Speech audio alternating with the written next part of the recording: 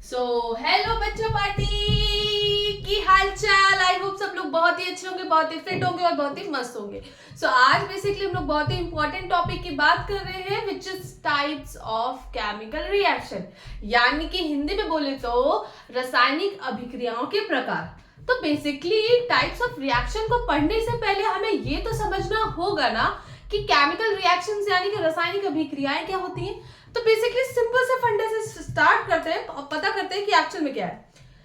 जब भी कोई सब्सटेंस जो केमिकली, भाई जितने भी सब्सटेंस है वो केमिकल से बने हैं, उनके अंदर बॉन्ड्स होते हैं। तो जब भी कोई सब्सटेंस है उसमें जो केमिकल बॉन्ड है वो ब्रेक होता है और वो ब्रेक होके नया केमिकल बॉन्ड बना के एक नया सब्सटेंस बनाता है। तो इसी प्रोसेस को पूरा केमिकल रिएक्शन कहते हैं। इट मींस कि पुराने प्रोडक्ट से पुराना सब्सटेंस जो है वो नए सब्सटेंस को बनाता है। इसी को ही केमिकल रिएक्शन कहते हैं। कैसे? वो अपने केमिकल बॉन्ड को ब्रेक करेगा और किसी नए तरीके से नया केमिकल बॉन्ड बनाएगा। तो जब बच्चे, जरा सी सिंपल सी बात है कि अगर नया केमिकल बॉन्ड फॉर्मेशन करेगा तो नया टाइप का सब्सटेंस भी बनेगा।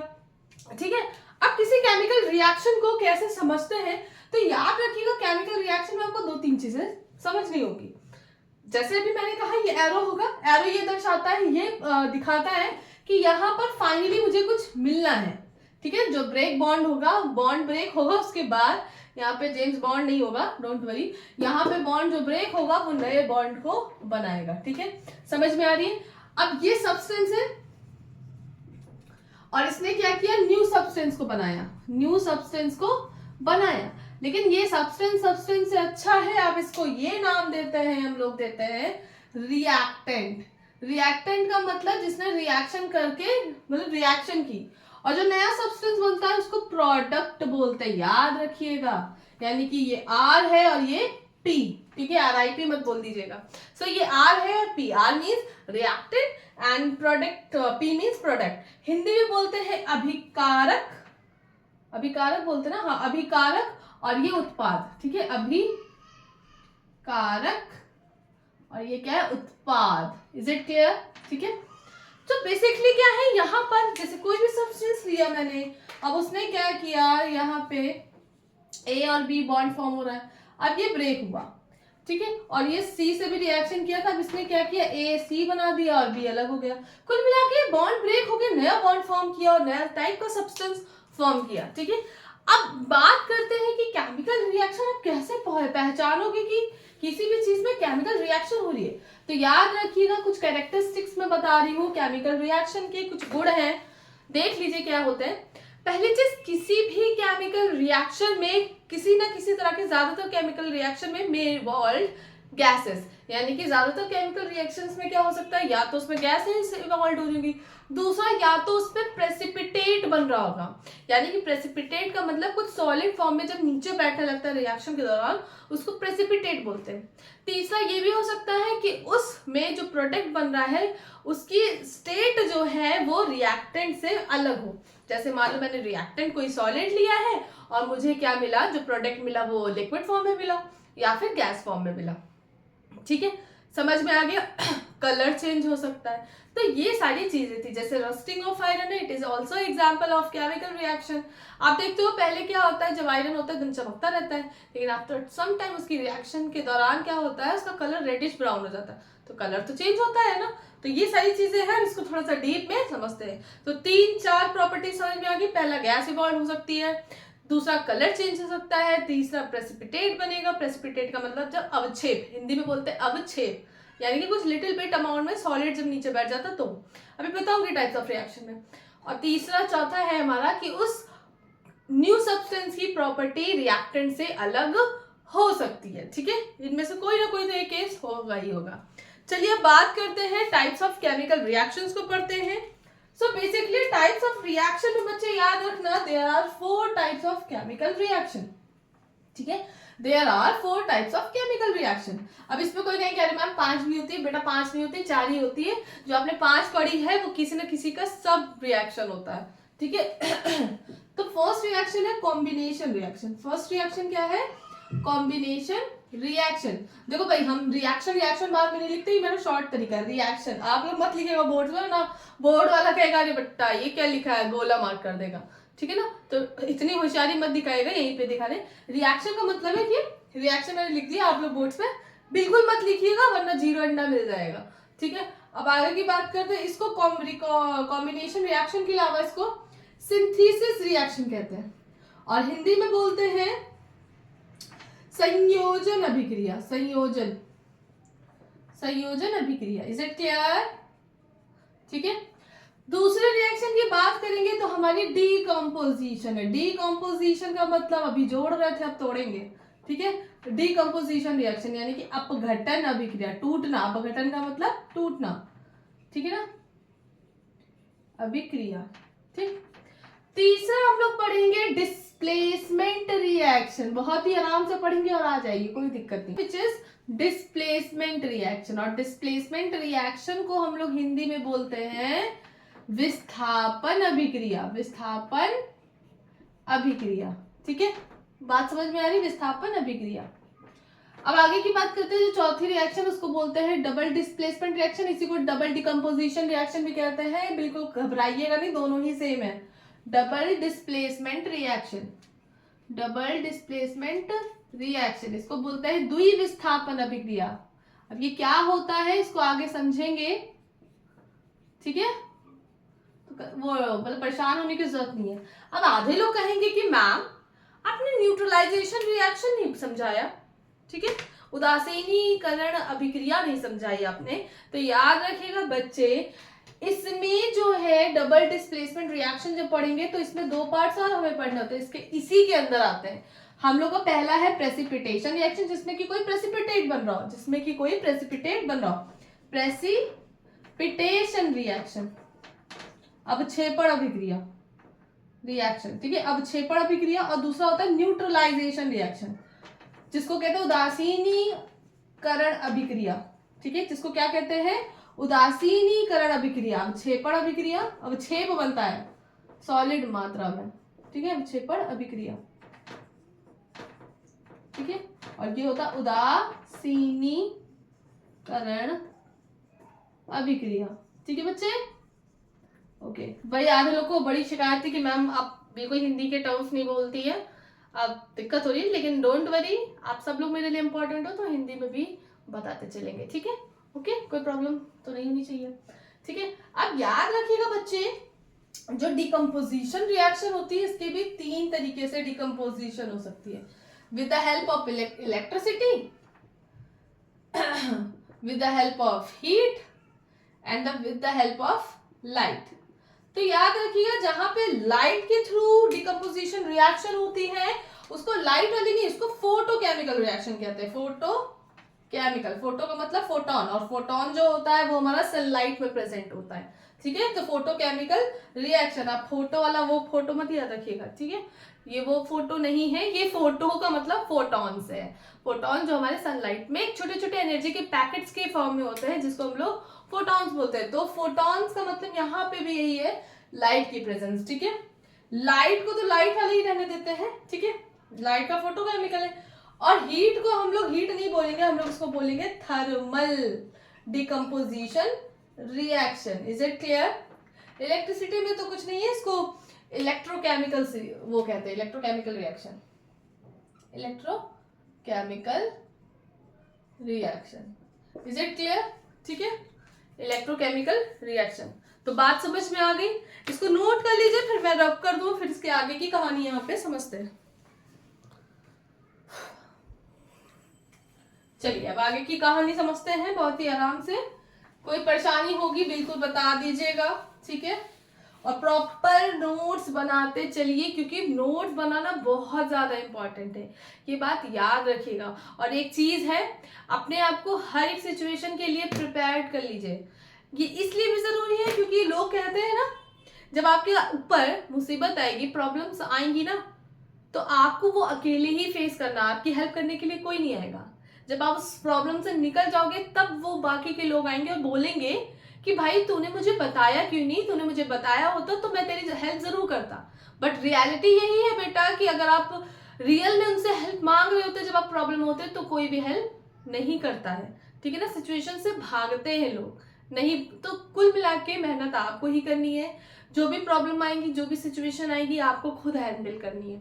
और दूसरी चीज, आपके अगल बगल, आपके साथ, आपकी फैमिली में बहुत सारी प्रॉब्लम हो सकती हैं, पर आपको उस चीज से मूव ऑन करके आगे बढ़ना है। मतलब कि उसको फेस करते हुए अपनी स्टडी पे फोकस रखना है। ये नहीं कि कल को कह रहे हो अरे मेरे घर में तो लाइट नहीं है, मेरे घर में तो ये नहीं है, मेरे घर में वो नहीं है, मेरे घर में चेयर नहीं तो मैं पढ़ नहीं पा रहा। ये सब एक तरीके होते हैं चीजों से भागने के, ठीक है।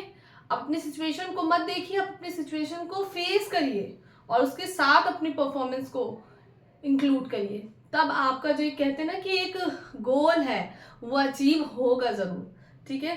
तो ये चीजें याद रखिएगा, क्योंकि बहुत सारे लोग हैं जिनको घर में लाइट भी नहीं है पर वो फिर भी पढ़ते हैं, स्ट्रीट लैम्प के नीचे बैठते हैं, स्ट्रीट लाइट के नीचे बैठते हैं। तो ये सारी चीजें हैं, जब आपके अंदर भूख हो, एक लगन हो ना, तो आप कुछ भी कर सकते हो।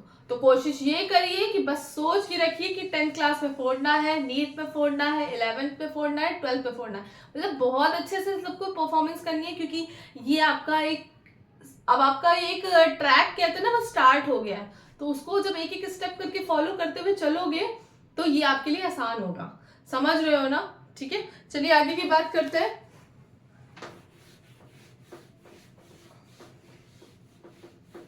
चलिए अब टाइप्स ऑफ केमिकल रिएक्शन में फर्स्ट रिएक्शन पढ़ लेते हैं। मतलब सारे ही पढ़ेंगे, डोंट वरी, इसी एक की क्लिप पे पूरी पढ़ा देंगे, ठीक है। ओके, फर्स्ट रिएक्शन हमारी सिंथेसिस रिएक्शन है।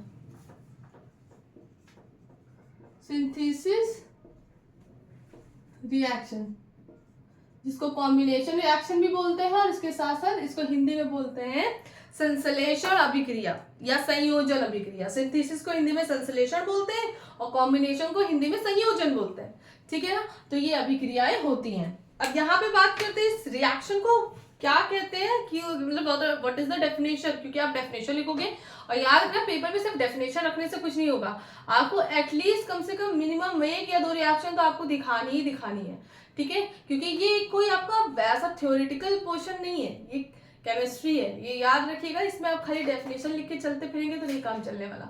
फिजिक्स में थ्योरी के साथ न्यूमेरिकल फॉर्मूले लिखना बहुत जरूरी होता है, वैसे ही केमिस्ट्री में थ्योरी के साथ आपको रिएक्शन लिखना बहुत जरूरी है, तभी नंबर मिलेंगे, ठीक है। वरना वही आप पेपर में कहते फिरोगे कि अरे हमने तो सब लिखा था। अरे लिखा तो था, थ्योरी लिखी थी ना, रिएक्शन ही लिखोगे तो वहां से नंबर आएंगे बोर्ड्स में, नहीं मिलने वाले, ठीक है। तो चलिए आगे की बात करते हैं। तो सिंथेसिस रिएक्शन में, सिंथेसिस रिएक्शन का मतलब है when 2 or more substances combine together and form a single substance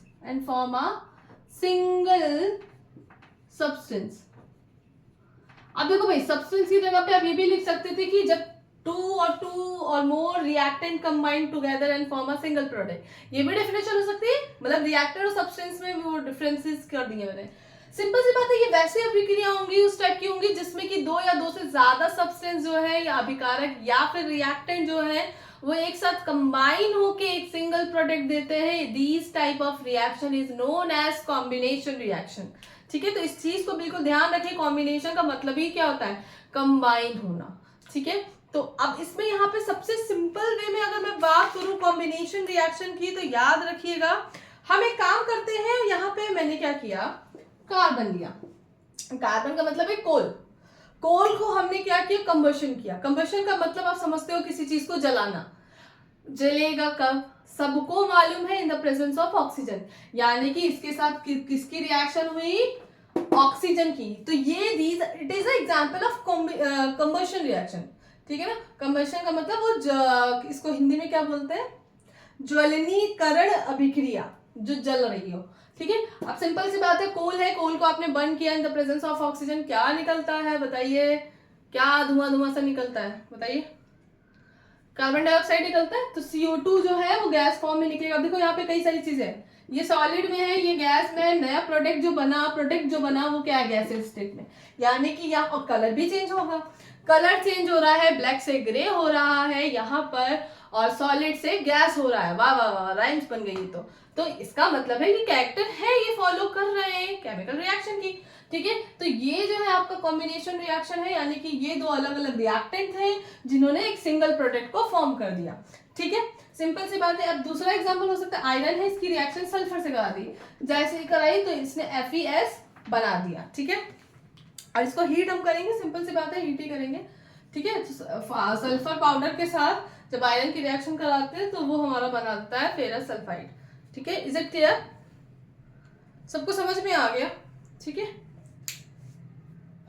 okay, एक और रिएक्शन लिख लो भाई, पता होना चाहिए। अमोनिया गैस है, इसकी रिएक्शन HCl से करा दी, हाइड्रोक्लोरिक एसिड से करा दी, ये पता है क्या बनाएगा? Ammonium chloride NH4Cl, single product ही मिल रहा है, तो आंखें बंद करके सीधे सीधे यही चीज याद रखिएगा आप लोग, ठीक है। समझ में आ गया? रब कर दूं मैं, ठीक है। ओके, अब दूसरे टाइप की रिएक्शंस पे हम लोग आते हैं, जो कि हमारी डिकम्पोजिशन रिएक्शन, और सिर्फ डेफिनेशन से नहीं खत्म होने वाली, क्योंकि इसमें थोड़ा सा हमको डीप में जाना पड़ेगा, ठीक है। खाली डेफिनेशन बता देते तो हाँ काम चल जाता, लेकिन नहीं, थोड़ा सा डीप में पढ़ाना है मुझे। अब यहाँ पे बात करते हैं डिकम्पोजिशन रिएक्शन। डिकम्पोजिशन रिएक्शन को हम लोग आपको घटन अभिक्रिया कहते हैं, है ना। तो अब यहाँ पे समझिए क्या होगा। इसकी डेफिनेशन ये है कि व्हेन अ सिंगल सब्सटेंसेस क्या होगा, डिकम्पोजेस इनटू टू और more simpler products, then this type of reaction is known as decomposition reaction. यानी कि जब कोई अभिकारक यानी कि रिएक्टेंट जो है वो सिंपल प्रोडक्ट, दो या दो से ज्यादा सिंपलर प्रोडक्ट में टूट जाएगा, तब उसको हम लोग कहेंगे डिकम्पोजिशन। भाई सिंपली फॉर्म में तो टूटेगा, रिएक्टेंट है वो टूट रहा है तो सिंपल फॉर्म में तो टूटेगा। तो सिंपल सी बात है, when reactant या सब्सटेंस लिख दो जो भी समझना है, when reacted decomposes या break down, जो भी लिखना है, decomposes into टू और मोर, दो से ज्यादा या दो तो होने ही चाहिए तभी तो टूटेगा, एक का एक मत बना देना, कोई मतलब नहीं, इसको ब्रेक करना थोड़ी ना बोलेंगे। टू और मोर सिंपलर प्रोडक्ट्स, ठीक है, इसी को ही बोलते हैं। अब जैसे इसमें एक अच्छी सी प्यारी सी सुंदर सी मुन्नी सी रिएक्शन देख लो और इसको समझते हैं, ठीक है। देखो डिकम्पोजिशन रिएक्शन में बहुत सारी रिएक्शन हो सकती है, जैसे फॉर एग्जांपल एक मैं दे रही हूँ यहीं पे, हमारा है कैल्शियम कार्बोनेट, ठीक है।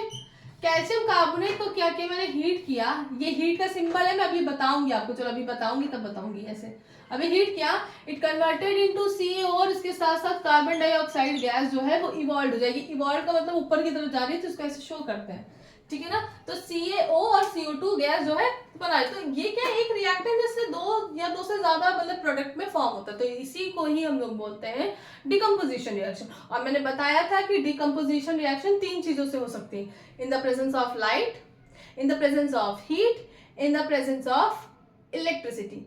तो जो इलेक्ट्रिसिटी पास करते हैं उसको इलेक्ट्रोकेमिकल रिएक्शन कहते हैं, जिसमें हीट पास करते हैं उसको थर्मल डिकम्पोजिशन रिएक्शन कहते हैं, थर्मल का मतलब ही हीट होता है, और जिसमें हम लोग लाइट को करते हैं इन्वॉल्व, उसको कहते हैं फोटोकेमिकल रिएक्शन। अब ऐसे नहीं लिखा रहेगा फोटोकेमिकल थर्मल, इनके सिंबल्स होते हैं, उनको समझ लीजिए, ठीक है। Black marker, okay. सो जहां पे फोटोकेमिकल रिएक्शन होगी, भाई देखो, या तो फोटोकेमिकल रिएक्शन में दो तरह से दे सकता है, या तो तुमको ऐसे एरो के ऊपर लाइट दिखा देगा मतलब लाइट, या फिर एक सिंबल होता है जिसको बोलते हैं H nu. H Planck constant है और न्यू फ्रीक्वेंसी होती है। मैंने बोला ना कि जो लाइट से जो एनर्जी आती है, छोटे छोटे एनर्जी के पैकेट्स आते हैं, फोटोन कहते हैं। तो प्लैंक्स ने क्या किया था, आइंस्टाइन और प्लैंक्स ने, उन्होंने अपनी थ्योरी दी थी और उनकी जो एनर्जी थी उनको H न्यू से रिप्रेजेंट किया था। तो बेसिकली क्या है, लाइट को H न्यू से भी रिप्रेजेंट कर सकते हैं, ठीक है।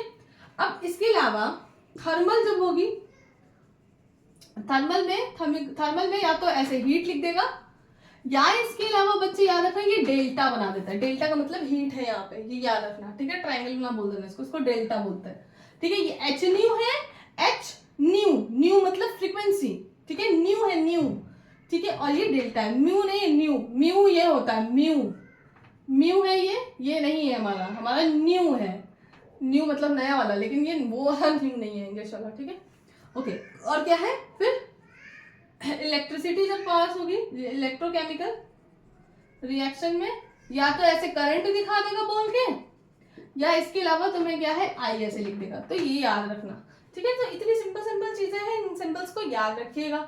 अब इसमें से सबके एग्जाम्पल एक एक देख लेते हैं, ठीक है। अब जैसे अगर मैं फोटोकेमिकल रिएक्शन कहूँ, तो फोटोकेमिकल रिएक्शन में आपको याद करना है, जैसे सबने सुना होगा कि वाई, ये क्वेश्चन बहुत पूछा जाता है, वाई सिल्वर क्लोराइड, मतलब कि सिंपल सा क्वेश्चन है कि सिल्वर क्लोराइड जो होता है उसको हम लोग डार्क बॉटल में क्यों रखते हैं, लाइट बॉटल, लाइट कलर की बॉटल या फिर ट्रांसपेरेंट बॉटल में क्यों नहीं रखते। तो याद रखेगा, सिल्वर क्लोराइड की एक खासियत होती है कि अगर वो सनलाइट के कांटेक्ट में आती है तो वो डिकम्पोज होने लगती है, ठीक है। वहां से सिल्वर और क्लोरीन गैस जो है वो इवॉल्व होने लगती है, तो इसीलिए उसको डार्क बॉटल में रखा जाता है। तो यानी कि एक एग्जांपल मैं बता दी उसका, जैसे एग्जांपल है AgCl, सिल्वर क्लोराइड है, ये जैसे ही सनलाइट की प्रेजेंस में रहेगा ये Ag सिल्वर बना देगा और क्लोरीन गैस इवॉल्व हो जाती है। तो यही रीजन है, ये बहुत इंपॉर्टेंट क्वेश्चन है कि सिल्वर क्लोराइड को डार्क बॉटल में क्यों रखा जाता है। तो रीजन ऑलरेडी मैंने बता दिया, ठीक है। सेम यही सिल्वर नाइट्रेट के साथ भी है, ठीक है। अब आगे की बात करते हैं, थर्मल। थर्मल में देखिए आप कोई भी रिएक्शन, जैसे अभी मैंने थर्मल दी ही थी, कैल्शियम कार्बोनेट था, इसको मैंने हीट किया था तो इसने कैल्शियम ऑक्साइड और कार्बन डाइऑक्साइड गैस जो है वो निकाल दी थी। अच्छा हाँ, जब कोई गैस निकलती, इवॉल्व होती है, हम लोग इवॉल्व बोलते हैं, तो गैस को ऐसे एरो से दिखाया जाता है। जब कोई प्रेसिपिटेट बनता है, प्रेसिपिटेट का मतलब मैंने बताया था अवक्षेप, सॉलिड फॉर्म में नीचे बैठ जाता है, उसको एरो नीचे की तरफ दिखाता है। एरो नीचे का मतलब कि कुछ लिटिल बिट अमाउंट में जो भी केमिकल है वो सॉलिड में बैठ रहा है। इवॉल्व का मतलब उड़ रही है गैस, ठीक है, ओके। तो CO2 है वो उड़ रही है, तो कंफ्यूज मत होइएगा बिल्कुल भी इसको देख के, ठीक है, ओके। अब इलेक्ट्रोकेमिकल रिएक्शन में सबसे इंपॉर्टेंट है वाटर लिया, वाटर में करंट पास कराई, ये किस में, हाइड्रोजन गैस और ऑक्सीजन गैस में टूट जाएगा। तो ये रिएक्शन है आपकी, और इनको अच्छे से समझिए। तो मैंने एग्जांपल्स बता दिए, लेकिन अब हम थोड़ा सा डीप में स्टडी करेंगे। ये आपको समझ में आ गया, ये भी समझ में आ गया, बट हमको इसको थोड़ा सा डीप में समझना है। यानी कि जो थर्मल डिकम्पोजिशन रिएक्शन होती है, सिंपल सी बात है, those type of reaction which substance जो है सिंपलर फॉर्म में टूटेंगे in the presence of heat, ठीक है। तो this type of reaction is known as thermal decomposition reaction, यानी कि in the presence of heat में जो डिकम्पोज होंगे सब्सटेंस, उसी को हम लोग बोलते हैं। लेकिन कहानी यहाँ पे नहीं खत्म हुई, हम लोग यहाँ पे ये पढ़ेंगे कि जितने भी मेटल्स होते हैं, अगर उनका मेटल का हाइड्रोक्साइड है, मेटल का नाइट्रेट है, मेटल का कार्बोनेट है, मेटल का बाइकार्बोनेट है, तो अगर इनका थर्मल डिकम्पोजिशन करेंगे तो क्या होगा, ठीक है। अलग अलग मेटल्स की अलग अलग कैपेबिलिटी है, तो उसके हिसाब से हम लोग यहाँ पे समझेंगे, बहुत ही इंपॉर्टेंट है, ठीक है। तो चलिए देखते हैं।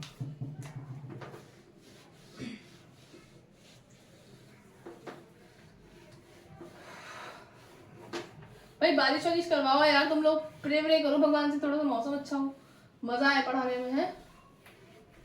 कभी ऐसा हुआ मैंने तुम लोग को पढ़ाया बारिश हो रही हो बाहर, नहीं, गर्मी लग रही है यार बहुत ज्यादा, ठीक है। थोड़ी सी आवाज आएगी, लेकिन वही होता है, लेकिन गर्मी सह नहीं पाते ना, ज्यादा देर हो जाती है। तो चलो अब आगे की बात करते हैं। तो thermal decomposition reaction on different type of metal compounds, ठीक है ना। चलो लिख दे रही हूँ, thermal decomposition reaction on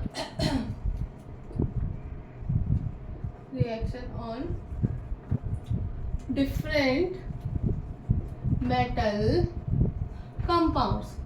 देखो अलग अलग टाइप की रिएक्शन में हम लोग पढ़ेंगे, जैसे कि मेटल के हाइड्रोक्साइड के साथ कैसा बिहेव करता है, मेटल के नाइट्राइड के साथ कैसा बिहेव करता है। तो आप सुनो, लेकिन उससे पहले हमें यहाँ पे रिएक्टिविटी सीरीज को जानना पड़ेगा। रिएक्टिविटी सीरीज का मतलब है कि आप हर एक मेटल की अपनी अपनी रिएक्टिविटी है, कोई बहुत ज्यादा रिएक्टिव होता है, कोई थोड़ा लेस रिएक्टिव होता है। ये सीरीज मैंने ऑलरेडी बताई है, जिसको नहीं मालूम है जाके ये चैनल पे देखिए, ठीक है। मैं फिर से बता दे रही हूँ, क्योंकि भाई अब जो देख रहा है तो वो तो देखने जाएगा नहीं, तभी हम जानते हैं। तो चलिए देख लीजिए, मैं बता दे रही हूँ। अब देखिए इस मेटल रिएक्टिविटी में क्या होगा, यहाँ पर एक ड्राइंग बताया है मैंने, इसको लिख लो, केदारनाथ का मांगे आलू फीका, नहीं जरा फीका है, सॉरी, जरा फीका पड़ा है, ठीक है। इसके आगे तो याद कर लोगे। केदार का मतलब पोटेशियम, केदारनाथ का, नाथ नहीं केदारनाथ, केदारनाथ, केदारनाथ, नाथ का, ठीक है। तो इसको थोड़ा ऊपर लिख देते हैं। केदारनाथ का मतलब सोडियम, का मतलब कैल्शियम, मांगे मतलब मैग्नीशियम, आलू मतलब एल्युमिनियम, जरा मतलब जिंक, फी का मतलब Fe, पड़ा मतलब लेड, है मतलब हाइड्रोजन। अब हाइड्रोजन ही होता है, हाइड्रोजन के रिस्पेक्ट में ही पूरी सीरीज निकाली गई है। ये चीज आप याद रखिएगा, हाइड्रोजन के रिस्पेक्ट में ही क्या है, पूरी सीरीज निकाली गई है, ठीक है। तो चलिए यहाँ पे अब इसके नीचे भी है, यानी कि हाइड्रोजन के ऊपर वाले जितने भी मेटल्स होते हैं वो सारे रिएक्टिव होते हैं। वैसा मत सोचिएगा इसमें नॉन मेटल नहीं होते हैं, होते हैं नॉन मेटल, लेकिन अभी हमें खाली मेटल के बारे में बात करनी है, तो नॉन मेटल का क्या ही बात करेंगे। तो याद रखिएगा हाइड्रोजन के ऊपर जो होते हैं वो सारे रिएक्टिव होते हैं ज्यादा, और जो हाइड्रोजन के नीचे होते हैं जैसे कि तुम्हारा कॉपर है, ठीक है। हाइड्रोजन के नीचे जितने होते हैं वो क्या होते हैं, लेस रिएक्टिव होते हैं। अब जैसे फॉर एग्जांपल यहाँ पे हम लोग बात कर सकते हैं कॉपर की, मरकरी याद रखना, सिल्वर याद रखना, गोल्ड याद रखना और प्लैटिनम याद रखना। सबसे ज्यादा लीस्ट रिएक्टिव, इतना तो याद ही रहेगा, इसमें कोई राइम नहीं बनाएगी। ये लीस्ट है, लीस्ट रिएक्टिव है, और ये क्या है, मोस्ट रिएक्टिव। तो भैया आपने सोडियम और पोटेशियम की रिएक्टिविटी खुद ही देखी है, पानी में डालिए तो कैसे ब्लास्ट होता है। और सिंपल सी बात है कि सिल्वर ये सब इनकी ज्वेलरी बनती है, अगर इतनी रिएक्टिव होती तो हम लोग गले में पहन ही नहीं सकते थे, हम लोग कहीं भी नहीं पहन सकते थे। तो ये लीस्ट रिएक्टिव होते, किसी से भी इतनी जल्दी रिएक्शन नहीं देते, इसीलिए तो इतने प्रीशियस है, ठीक है ना। चलिए अब आगे की बात करते हैं यहाँ पे। तो इसको देखते जाइएगा और रिएक्शन को समझते जाइएगा, ठीक है। अब याद रखिएगा ये आपकी जो है सबसे ज्यादा रिएक्टिव है, तो इनकी रिएक्शन का जो प्रोडक्ट होगा वो भी डिफरेंट होगा।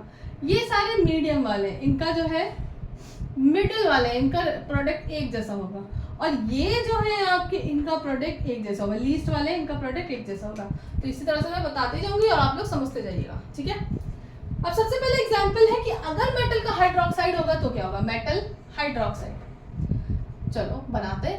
अब याद रखिएगा मेटल हाइड्रोक्साइड में अगर सोडियम या पोटेशियम का हाइड्रोक्साइड होता है तो ये जो है आर स्टेबल टू हीट, यानी कि अगर KOH और NaOH को हमने हीट किया तो ये तब भी क्या होंगे, स्टेबल फॉर्म में होंगे, जो कि त्यों, यानी कि तब भी सोडियम हाइड्रोक्साइड वही होंगे, वही बर्न होंगे, वही उसी की वेपर निकल जाएगी, मतलब कुल मिला के यही चलता रहेगा, ठीक है। स्टेबल होते हैं इन दोनों में। अब बात करते हैं इनकी, तो याद रखिएगा मिड वाले जो मेटल्स हैं उनकी रिएक्शन अलग होती है, इनकी रिएक्शन अलग होगी, प्रोडक्ट अलग टाइप का मिलेगा। तो याद रखिएगा ये क्या करते हैं, अगर मैंने कैल्शियम का हाइड्रोक्साइड लिया, इसको हीट किया, then it they form calcium oxide. इसके साथ ही साथ क्या है, वाटर जो है वो निकल जाएगा, वाटर की वेपर क्या हो जाएगी, यहाँ से इवॉल्व हो जाएगी, ठीक है। अब यहाँ पर इसके अलावा आप कोई भी ले लो, मुझे कुछ भी होता है, जिंक ले लेते हैं। जिंक का भी क्या है, ZnOH का होल्ड वाइज, ठीक है ना, होल्ड वाइज। इसको जैसे ही हीट किया जिंक ऑक्साइड बनाएगा और वाटर इवॉल्व होगा। अब बात करते हैं लीस्ट वाले की। लीस्ट में मैंने कॉपर उठा लिया, कॉपर को हम जैसे ही, इसमें क्या करेगा, ये मेटल की यील्ड देगा, मेटल की यील्ड देगा, इसके साथ साथ ऑक्सीजन देगा, और इसके साथ साथ यहाँ पे एक और चीज निकलेगी जो आपका है वाटर, ठीक है। इसमें भी लिख देते हैं मेटल ऑक्साइड देगा, ठीक है, प्लस वाटर। ये भैया वैसा का वैसा ही है, स्टेबल है, ठीक है ना, स्टेबल। मैं सब लिख दे रही हूँ कि क्या क्या होगा, ये स्टेबल होगा, ये देगा और ये देगा। तो चलो मेटल की यील्ड क्या होती है, जैसे मैंने सिल्वर लिया, मैंने सिल्वर का हाइड्रोक्साइड लिया MgOH का होल्ड वाइज, इसको किया। अब ये सिल्वर मेटल देगा, इसके साथ साथ ऑक्सीजन गैस इवॉल्व होगी और यहाँ से वाटर निकलेगा। तो ये आपके तरीके थे। अगर आपको किसी भी केस में थर्मल डिकम्पोजिशन करना है किसी भी मेटल हाइड्रोक्साइड का, so you have to remember कि ये सीरीज आपको याद होनी चाहिए, ठीक है। वो दिमाग में आ जाता है, प्रैक्टिस करोगे तो इतना पूरा राइम लिखने की याद नहीं, सबको याद रहेगा कि जिंक, आयरन, जो मैग्नीशियम है, कैल्शियम है, वो मिड रेंज की होती है। सबसे ज्यादा स्ट्रॉन्ग कौन होती है, प्लैटिनम और पोटेशियम एंड सोडियम, ठीक है। और दी स्ट्रक्चर आपको मालूम है, कॉपर से नीचे वाले जितने, तो इनके प्रोडक्ट आपको याद रखने हैं क्योंकि एक जैसा प्रोडक्ट नहीं देता है। रीजन भी आपको मालूम चल गया सीरीज की वजह से, ठीक है। इसकी भी एक कहानी किसी दिन बताऊंगी, हाइड्रोजन से क्यों कंपेयर किया गया, ठीक है। चलो, अब हमने मेटल हाइड्रोक्साइड्स की तो बात कर ली। अब अगर आपको मेटल कार्बाइड मिल गया, मेटल कार्बाइड अगर मैंने दे दिया, तो उसमें आप क्या क्या प्रोडक्ट बनाओगे? तो सबसे पहले अभी इन्हीं की बात करते हैं जो मोस्ट रिएक्टिव है, यानी कि सोडियम और पोटेशियम। तो मैंने अगर सोडियम और पोटेशियम का कार्बोनेट ले लिया, Na2CO3 होता है, सब जानते हो ना। इसको जैसे हीट करेंगे, देन याद रखना ये क्या होगा, heat and soluble in water. ये इनको हीट करेंगे, ये सोल्यूबल किस में हो जाएंगे, वाटर में घुल जाएंगे, सोल्यूबल इन वाटर, ठीक है। अब अगर इनको करेंगे, जैसे फॉर एग्जांपल जिंक कार्बोनेट को हम लोग हीट करेंगे, ZnCO3, सबको मालूम है ये ऐसे ही बनेगा। अब यहाँ पे याद रखिएगा, यहाँ पे जिंक ऑक्साइड और कार्बन डाइऑक्साइड निकलेगा, यानी कि ये जो मेटल कार्बोनेट है मिडिल रेंज वाले, ये क्या कह देंगे, मेटल ऑक्साइड। वहां पे कौन सा वाटर निकला था, यहाँ पे कार्बन डाइऑक्साइड निकलेगा। Is it clear? भाई बहुत इंपॉर्टेंट चीज बता रही हूँ, पहले ही बता रही हूँ, ये बहुत ज्यादा इंपॉर्टेंट है, ठीक है। अब लीस्ट वाले की बात करते हैं। लीस्ट वाले में क्या होगा, जैसे कि मैंने सिल्वर लिया और सिल्वर का कार्बोनेट लिया MgCO3, ठीक है। तो इसको जैसे ही आप हीट करोगे Mg, पहली बात तो AgCO3 नहीं Ag2CO3 होगा। जैसे इसको हीट करेंगे, देन ये क्या करेगा, मेटल की यील्ड देगा, मेटल यील्ड, ठीक है, ऑक्सीजन एंड CO2, ठीक है। इनका ये है, इनका फंडा क्या रहेगा, ये रहेगा। तो ये क्या देगा, मेटल देगा, इसके साथ ऑक्सीजन और इसके साथ साथ CO2 निकलेगा, यानी कि ऑक्साइड नहीं फॉर्म करता है, ये मेटल की यील्ड फॉर्म करता है। हर जगह केस थोड़े थोड़े मिनिमम ही है, सिंपल सी बात है। CO3 है तो वो तो CO2 में निकलेगा ही निकलेगा ना, ठीक है। चलो, इसमें इतना कंफ्यूज होने वाली कोई बात ही नहीं है। वो OH था तो पक्का ना पक्का वाटर निकलेगा ना, ऐसा बाई प्रोडक्ट। यहाँ पे CO3 है तो CO2 तो निकलना ही निकलना है। बस यहाँ पे AgO ना बन के मेटल की यील्ड निकल रही, जो कि हर जगह पे सेम हो रही है, ठीक है ना।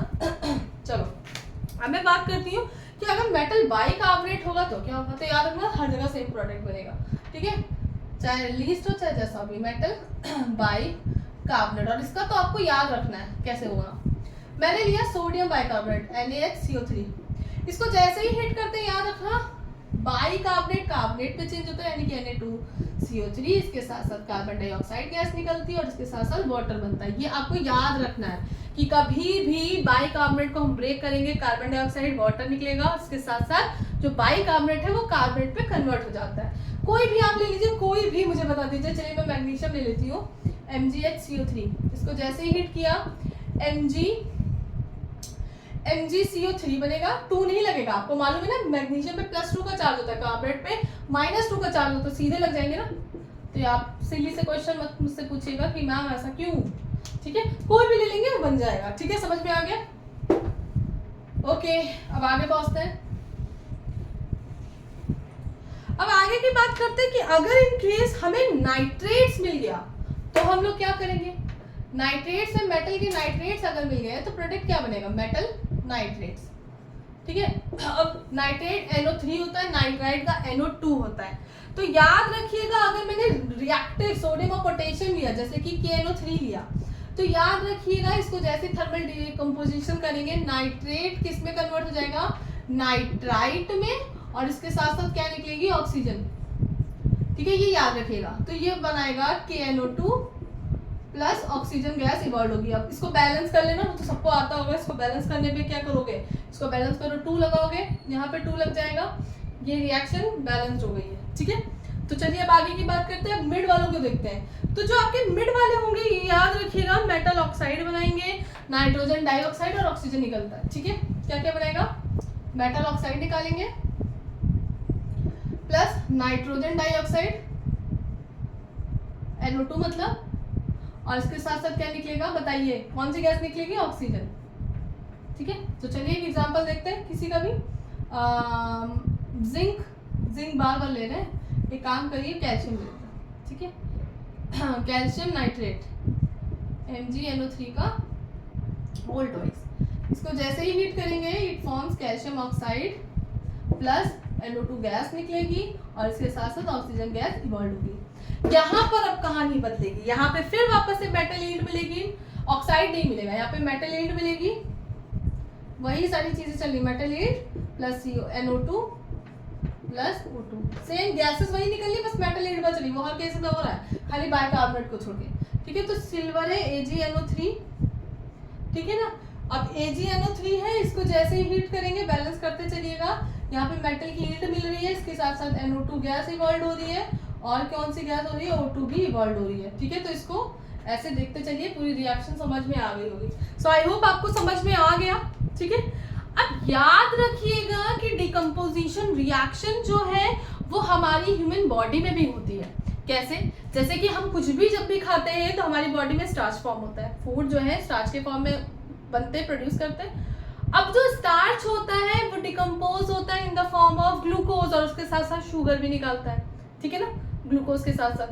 अब जो हम प्रोटीन्स खाते हैं वो डिकम्पोज होता है किसमें, जितने भी हमारे एमिनो एसिड्स होते हैं। और जब हम कोई फैट और ऑयल इंटेक करते हैं तो वो डिकम्पोज होता है इन द फॉर्म ऑफ जो भी तुम्हारा फैटी एसिड्स है उनमें कन्वर्ट होता है।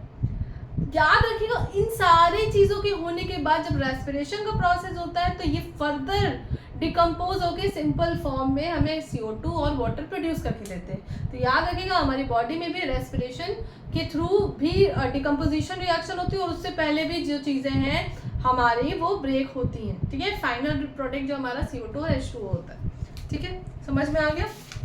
चलिए अब नेक्स्ट रिएक्शन करते हैं, which is very important, displacement reaction, ठीक है ना। डिस्प्लेसमेंट रिएक्शन तो अब तो पहचान लेंगे ना किसी भी रिएक्शन को, ठीक है। डिस्प्लेसमेंट रिएक्शन की भी मुझे ये चीज रखनी पड़ेगी, क्योंकि यही तो है बाबू भैया कमाल की चीज, ठीक है। तो चलिए अब यहाँ पे देखते हैं, यहाँ पे आप सुनिए, यहाँ पे और आगे भी है, ये तो आपको मालूम है, लेकिन अब हैलोजन जानते हो ना, chlorine, bromine, iodine and fluorine होता है, ठीक है ना। तो हैलोजन में सबसे ज्यादा रिएक्टिव, आप याद रखिएगा, सबसे ज्यादा one of the most reactive, black pen से लिख दें, फ्लोरीन होता है, देन क्लोरीन होता है, देन ब्रोमीन होता है, देन आयोडीन होता है, सबसे ज्यादा रिएक्टिव होता है। और हमारी पूरी पीरियोडिक टेबल में भी सबसे ज्यादा रिएक्टिव फ्लोरीन होता है, जहां भी इसको पॉजिटिव दिखता है लपक जाता है, ठीक है। तो ये याद रखिएगा, ठीक है ना। हैलोजेंस बोलते हैं इनको, सबको मालूम होगा। तो अब हम बात करते हैं किसकी, डिकम्पोजिशन डिस्प्लेसमेंट रिएक्शन की। डिस्प्लेसमेंट रिएक्शन यानी कि विस्थापन अभिक्रिया। डिस्प्लेसमेंट का मतलब क्या होता है? डिस्प्लेसमेंट का मतलब कि भाई किसी का अपने स्थान से, अपने प्लेस से हटना। लेकिन आप खुद सोचिए कि कोई अपने प्लेस से हटना ही क्यों चाहेगा? सिंपल सी बात है, इसका एक ही कारण हो सकता है कि दूसरा पर्सन जो हो वो बहुत पावरफुल हो। फॉर एग्जाम्पल, आप जस्ट इमेजिन करिए कि आप एक कॉलेज में बैठे हुए हैं और आप वहाँ पे जब बैठे हुए हैं, अब आपके सामने कोई हट्टा कट्टा बंदा आ गया, ठीक है, कोई भी आ गया, कोई लड़की आ गई, कोई लड़का आ गया, कोई बहुत दमदार, और आप तो बेचारे सूखे से। अब वो बोलेगा हटो, तो जाहिर सी बात है, अब उससे लड़ तो नहीं सकते, आपको खुद ही हटना पड़ेगा। तो इसका मतलब है when most reactive metal displaces the less reactive metal, यहाँ पे मेटल की ही बात करते हैं, then they are part of the displacement reaction। तो सबको ऑर्डर मालूम है, ठीक है। तो जो आपको रिएक्टिविटी मालूम चल गई कि ज्यादा पावरफुल कौन होगा, इनमें से ये ऐसे पावरफुल है, नीचे जाते जाते उनकी पावर जो है वो कम होने लगेगी। तो जो पावरफुल मेटल होगी वो अगर आ गई उस रिएक्शन में, तो जो लेस पावरफुल मेटल से जो भी उसके साथ जुड़ा होगा उसको अलग कर देगा, ठीक है ना। तो अब चलो यहाँ पे देखते हैं, जैसे फॉर एग्जाम्पल एक रिएक्शन है AB, उसके आगे C आ गया। अब AB के साथ ये, अब ये भाई ये प्लस है, ये माइनस है, सबको मालूम है, ये आया, ये पावरफुल है, ये क्या है, ये पावरफुल है। तो ये क्या करेगा, इससे B को ले जाएगा, ठीक है ना। C भी बन गया और A बेचारा अकेला हो गया। अब ये तो वही कहानी होगी, ठुकरा के मेरा प्यार मेरा इंतजाम देखेगी। चलो अब यहाँ पे देखते हैं क्या होता है। तो यही होता है भाई, कहानी कुल मिला के यही होता है। चलो एक रिएक्शन देख लेते हैं। जैसे फॉर एग्जाम्पल एक क्वेश्चन पूछा जाता है कि जो हमारा कॉपर सल्फेट सोल्यूशन है, when it reacting with copper sulphate solution blue colour का होता है, ठीक है। जब वो वाटर से आयरन से रिएक्ट करता है तो वो उसका कलर कुछ देर बाद ग्रीन क्यों हो जाता है? तो ये रीजन जो है बिकॉज ऑफ डिस्प्लेसमेंट रिएक्शन। तो इसका पहले डेफिनेशन लिख लो, व्हेन मोस्ट रिएक्टिव मेटल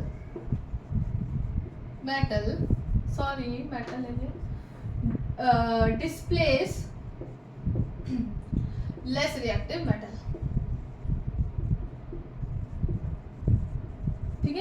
अब सिंपल सी बात है, एक क्वेश्चन है, मैंने क्या बोला था, CuSO4, ठीक है, कैसे कलर का होता है, ब्लू। इसकी रिएक्शन आयरन नील से करा दी, आयरन कोई भी आयरन का मटेरियल लग दिया, कुछ टाइम बाद देखोगे इसका कलर ग्रीन हो जाएगा। ग्रीन इसीलिए हो जाएगा क्योंकि कॉपर सल्फेट, सल्फेट क्या है, कॉपर को अपने पास से छोड़ देगी और किसके पास चली गई, आयरन के पास। तो वही हो गया ना, टुकड़ा के मेरा प्यार मेरा इंतकाम देखेगी। चलो अब यहाँ पे क्या होगा, यही होता है बेटा। तो इसीलिए मोह माया में ना पड़े, मोह माया में पड़ेंगे तो फिर रह जाएंगे, ठीक है, फिर वही होगा, टुकड़ा के मेरा प्यार, ठीक है। चलो मजाक कर रहे हैं वैसे हाँ, इन सब चक्करों में नहीं पड़ना है, ठीक है। तो सिंपल सी बात है, कॉपर पे +2 का चार्ज है क्योंकि सल्फेट पे -2 होता है, डायरेक्ट लग गया है, ठीक है। आयरन ने इसको लिया, +2 वाला आयरन है, ये तुरंत इसके साथ लेके चला गया और बना दिया FeSO4 और ये बेचारा अकेले हो गया, ठीक है। तो इसी तरह से ये कहानी पूरी चलती रहती है, डिस्प्लेसमेंट रिएक्शन की रिएक्टिविटी के अकॉर्डिंग चलती रहती है, ठीक है। एक दो क्वेश्चन और देख लो। ये क्या हो गया भाई, तुम भी ठुकरा दी। चलो आगे की बात समझ में आ रही। अब एक क्वेश्चन और देते हैं, फिर करते जाइए और बताते जाइए, ठीक है। जिंक सल्फेट है, इसकी रिएक्शन एल्युमिनियम से करा देंगे। अब आप सीरीज देखिए, एल्युमिनियम ऊपर है या फिर जिंक। सिंपल सी बात है, एल्युमिनियम ऊपर है, इसका मतलब ये ज्यादा पावरफुल है, तो बिल्कुल ये भी LSO4। फॉर्मूला गलत बना है, याद रखिएगा। एल्युमिनियम पे हमेशा +3 होता है, जिंक +2 होता है, SO4 पे हमेशा 2- होता है। तो अगर इसकी शादी करानी है, we have to multiply with 2 और इधर 3, याद है ना। तो ये बन जाएगा, क्या बन जाएगा, Al2SO4 का होल ट्राई एंड फिर निकला Zn। इसको नहीं समझ में आया, इसका मतलब है आपको पहला लेक्चर इसका देखने की बड़ी जरूरत है नोबिता, ठीक है। तो पढ़ लेना नोबिता, ठीक है। चलो अब आगे की बात करते हैं। कह रहे हो कि आज मैडम कुछ ज्यादा ही कॉमेडी करनी पड़ी है, गला बैठा हुआ है। चलो अब आगे की बात करते हैं। अब एक क्वेश्चन है, बड़ा ही इंपॉर्टेंट है, बस सुनिएगा ध्यान से और समझते जाइएगा, ठीक है। एक क्वेश्चन ये है कि कॉपर सल्फेट सॉल्यूशन है, नहीं कॉपर सल्फेट नहीं। एक क्वेश्चन ये है कि सल्फ्यूरिक एसिड है, तो वाई कॉपर हाइड्रोजन सल्फेट। ऐसा क्वेश्चन पूछेगा कि कॉपर सल्फेट ये रिएक्शन है और इसने हाइड्रोजन ने इसको सल्फेट कर दिया और इट फॉर्म H2SO4, ठीक है, और इसमें से कॉपर प्रोड्यूस हो गया।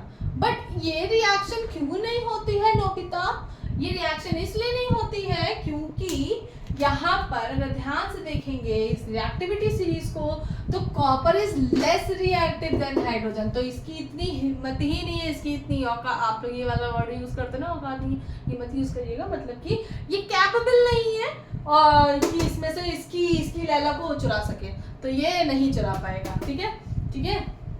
लड़की भी उसके पास जाती है जो पैसे वाला हो। चलो आगे की बात करते हैं। अब यहाँ पे बात करते हैं H2SO4 की। मजाक कर रहे हैं भाई, डोंट टेक इट सीरियस, लेकिन भाई मेहनत तो कर लेना, ठीक है। अब आगे के बाद H2SO4 की बात कर रहे हैं, तो यहाँ पर बच्चे याद रखो, hydrogen is most reactive than, इससे ज्यादा रिएक्टिव है, तो भाई तो ले गया। तो इसी तरह से ये रिएक्शन होती है, ये क्वेश्चन बहुत पूछे जाते हैं। So you have to remind this chemical electrochemical series, दिमाग में एकदम रखिए, एकदम आसान तरीके से सिखा दिया, ठीक है, समझ में आ गया, ठीक है। अब जैसे है AgNO3 सिल्वर नाइट्रेट, इसकी रिएक्शन HCl से कराते हैं।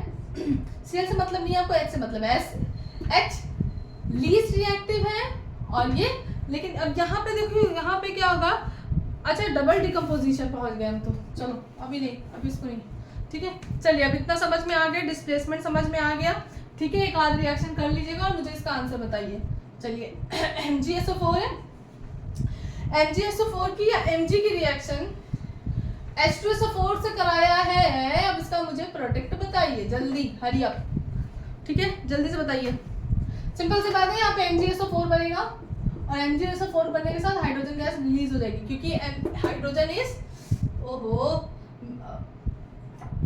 ये क्या है, magnesium is more powerful than hydrogen, तो इसकी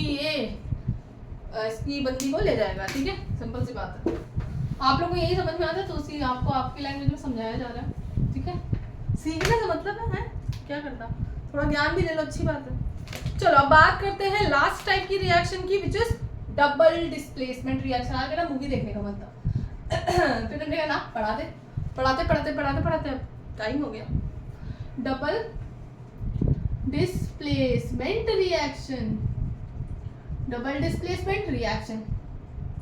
भाई मुझे वो भी बताना है तुम लोग को, क्या कहते हैं, एक बच्चे ने कहा था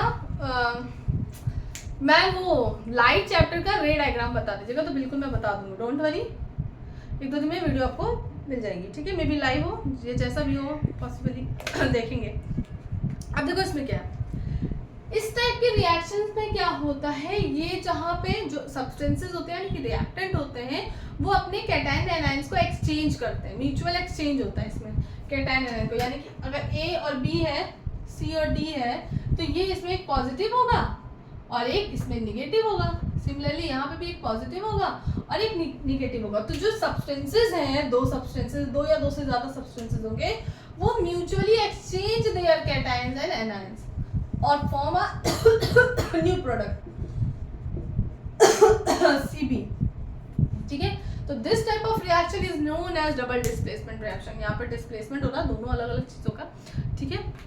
इसमें रिएक्टिविटी को याद रखने की जरूरत नहीं है, यानी कि सिंपल सी बात है, व्हेन टू और मोर सब्सटेंसेस, रिएक्टेंट लिख दो कोई दिक्कत नहीं, substances mutually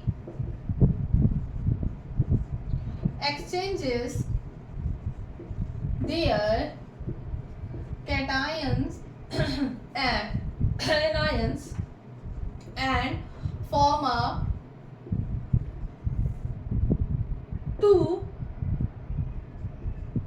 two or more new product, ठीक है, दो या दो से ज्यादा भी बना सकता है। तो चलिए यहाँ पे देखते हैं, जैसे फॉर एग्जांपल है AgNO3 है, सिल्वर नाइट्रेट, इसकी रिएक्शन HCl से कराई है, अब इसमें प्रोडक्ट बनाना, तो दो प्रोडक्ट तो बनने ही बनने, तो इसको पहले आप सीखो, सबको मालूम होना चाहिए कि टाइम कितना है। अब Ag पे भैया देखो +1 भी होता है +2 भी होता है, तो कैसे आइडेंटिफाई करोगे, NO3 पे याद रखना 1- होता है और ये सीधे सीधे जुड़ गया, इसका मतलब Ag +1 वाला है, ठीक है। H पे तो +1 ही है, Cl- है। अब इसने क्या किया है, यहाँ पे रुको, रेड पेन वो ले ले वहां को ये ऐसे बनाया, क्या निकला, AgCl, HNO3 नाइट्रिक एसिड बन गया, ठीक है।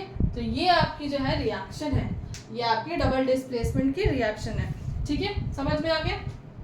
अब यहाँ पर मैं बताने जा रही हूँ, डबल डिस्प्लेसमेंट रिएक्शन दो टाइप की होती है। पहली रिएक्शन जो होती है हमारे बच्चे क्या होती है, न्यूट्रलाइजेशन रिएक्शन, उदासीनीकरण अभिक्रिया, और दूसरी होती है प्रेसिपिटेशन, जिसमें कि अब क्षेप बनता है, क्षेपीकरण अभिक्रिया, पिटेशन रिएक्शन, ठीक है। अब इसमें आप समझ लेना, मतलब दोनों डबल डिकम्पोजिशन रिएक्शन है, लेकिन उसमें भी कौन सी है ये पता। भाई न्यूट्रलाइजेशन रिएक्शन का मतलब होता है when an acid reacting with the base, then they form क्या, सॉल्ट फॉर्म करेगा और इसके साथ साथ वाटर रिलीज होगा, ठीक है। तो सिंपल सी बात है, एक एसिड ले लो, HCl लिया, मैंने इसकी रिएक्शन NaOH से करा दी, जैसे ही कराई इसने क्या, NaCl बना दी। भाई ब्रेक तो करना आता है ना, H+Cl कर लेना और यहाँ से वाटर निकल जाएगा, ठीक है। एक और रिएक्शन ले लेते हैं, जैसे कि कोई दूसरा एसिड मुझे बता दो, जैसे कि मैंने लिया H2SO4, ठीक है। अब इसमें से क्या है, मैंने बेस की जगह पे कोई और बेस बताओ मुझे, जल्दी जल्दी जल्दी जल्दी, चलो अमोनियम ले ले रहे हैं, अमोनियम हाइड्रोक्साइड, ठीक है। अब इसको ब्रेक करो, ठीक है, कर लोगे, कर लोगे, उनको बता ही देना ना, आधे लोग रोने लगेंगे, चलो ब्रेक करके बता देता है। यहाँ पे टूटा H+SO4 पे 2- होता है, तो 2 हाइड्रोजन है, वो तो आप अपना देख लोगे। NH4 पे +1 होता है, OH पे -1 होता है। अब सिंपल सी बात है, यहाँ पे क्या होगा, ये बनाएगा, यानी कि अमोनियम सल्फेट बन रहा है, अमोनियम सल्फेट के सॉल्ट बने हैं, NH4 SO4। अब ये भैया बैलेंस नहीं हुआ, ये 1 है, ये 2 है, तो यहाँ पे 2 से मल्टीप्लाई करना पड़ेगा बच्चों, तो ये है अमोनियम सल्फेट और ये वाटर तो बनना ही है, H2O निकल जाएगा। बात समझ में आ गई, अब समझ में आ गया न्यूट्रलाइजेशन रिएक्शन क्या है। प्रेसिपिटेशन रिएक्शन देखो भाई, कुछ ना कुछ सॉलिड फॉर्म में बैठेगा, नीचे बनेगा, ठीक है। तो चलो प्रेसिपिटेशन रिएक्शन देखते हैं। एक क्वेश्चन बहुत पूछा जाता है, बैरियम क्लोराइड होता है जिसको BaCl2 बोलते हैं, ठीक है। बैरियम क्लोराइड की रिएक्शन अगर हम सोडियम सल्फेट से करा देते हैं तब ये क्या बनाता है, याद रखिएगा ये सॉलिड फॉर्म में भी कुछ प्रोड्यूस करेगा। इसको ब्रेक करते हैं, बैरियम पे याद रखिएगा 2+ का चार्ज होता है, Cl पे -1, अब 2 है इसीलिए। Na पे +1 का चार्ज होता है, सल्फेट पे 2-। अब ये सीधे सीधे निकल जाएगा क्योंकि दोनों पे चार्जेस बराबर है, तो बैरियम सल्फेट बन जाएगा। अब याद रखिएगा बैरियम सल्फेट जो होता है ये व्हाइट कलर का पीपीटी देगा, व्हाइट पीपीटी देगा, व्हाइट कलर का थोड़ा थोड़ा नीचे कुछ सॉलिड में बैठ जाएगा और इसके साथ साथ क्या निकलेगा NaCl। तो यू हैव टू रिमेम्बर कि सारी चीजें आपको याद होनी चाहिए, ठीक है। इसी तरह से भी एक क्वेश्चन मैंने दिया था सिल्वर नाइट्रेट है, इसकी रिएक्शन किससे करा रहे थे हम लोग, HCl से।